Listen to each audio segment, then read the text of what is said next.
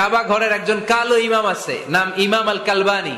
উনি লন্ডনে একটা ইন্টারভিউতে বলেছেন, আমার মায়ের বদদোয়া আমাকে কাবা ঘরের ইমাম বানিয়েছে। লন্ডনে একটা কনফারেন্সে উনি ইন্টারভিউ দিচ্ছিলেন। ওনাকে বলা হলো, কাবার সব ইমাম সাদা ইমাম, আপনি কালো মানুষ, কেমনি ইমাম হইলেন?